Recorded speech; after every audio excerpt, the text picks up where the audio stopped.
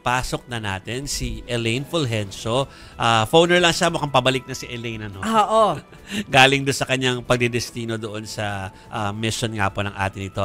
Elaine, kamusta? Alam ko nag-end na yung mission kanina officially. Ano pa ba ang ibang updates doon?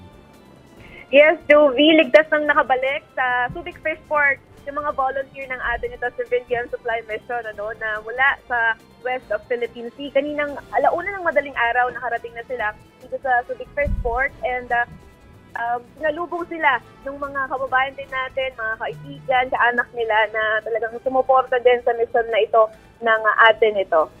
Elaine, si Maricel to, nakausap mo ba yung after dumating sila dyan, of course, nakamusta mo sila, nakausap mo sila, ano yung mga sentiments nila, ano yung mga kwento nila sa'yo na naramdaman nila habang nangyayari yung mission?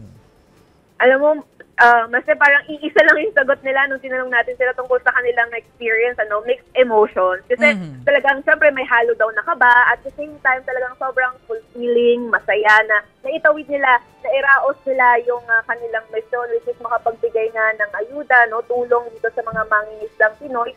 And hindi daw nila makakalimutan na kasi yung mostly sa mga sumama dito sa civilian convoy na ito, first time makarating dito sa ating exclusive economic zone. And first time nilang makita yung talagang situation ng mga mangingisda natin na araw-araw nilang na-i-encounter doon yung pagbubuntot ng Chinese Coast Guard, yung bigla na lang silang i-radio challenge, at talagang hindi rin sila kumbaga hindi rin naramdaman yung takot, yung pagod dahil sa layo ng biyahe. Nung nakita na nila yung ngiti ng mga mangingisdang Pinoy nung naabutan sila ng tulong. Kasi ang laki daw nung nakapag-boost nung lakas ng loob ng mga mangingisda. Nung nakita nila na may mga Pilipino, kapwa nila Pinoy na handa rin pala silang suportahan dito nga sa ipinaglalaban nila sa West Philippine Sea. And sabi din ng mga mangingisdang nakausap natin, hindi ito yung huling maging civilian mission at willing pa rin silang pumunta doon hanggat mayroon ulit na ganitong klaseng activity doon sa West Philippine Sea. Oh, may news ba kung kailan ang next or wala pa sa ngayon? Masyado lang ako excited.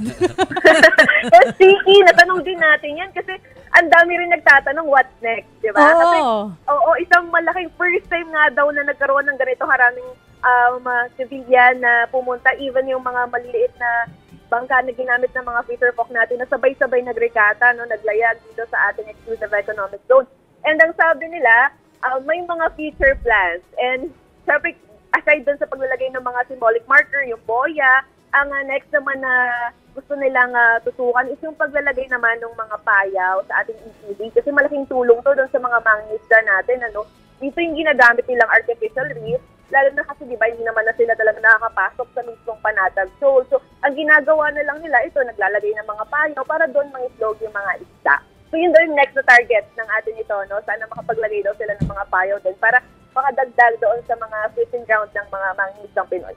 Pero nagsalita ba sila tungkol dun sa pananakot ng China, Elaine, na mang-aaresto daw yung Chinese Coast Guard kapag pumasok pa dyan sa EEZ naman natin?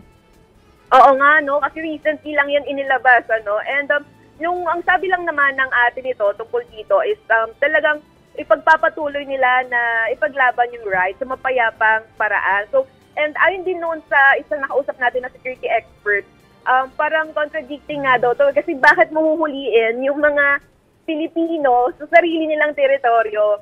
So, dapat mamagitan na daw dito, Kailangan daw iakyat ito sa international court para mamagitan kung ano yung magiging legalities nito. Kasi it's within our exclusive economic zone. So, parang hindi daw tama na arestuhin itong mga mangingisdang Pinoy na nangingisda dito sa ating EEZ, which is talagang dapat ay tutukan din daw. Especially ngayon, sabi nga nila, dapat magkaroon ng mas mahigpit na pagpapatrolya ang Coast Guard dito sa EEZ natin. Kasi anytime, di ba, nagbantangan na by June, mag-take effect na daw itong orders ng China na kukunin o aarestuhin yung mga mangingisda sa kanilang alleged teritoryo daw ng China. Okay. Nako, sige, pabalik ka na ba dito, Elaine, sa Manila? Yes, kasi actually moving kami ngayon from Subic. Ito, umabiyahe na kami ngayon. Pabalik dyan sa Manila. Sige. Ingat ka pa uwi dito, Elaine. Maraming salamat sa'yo. Salamat, Elaine.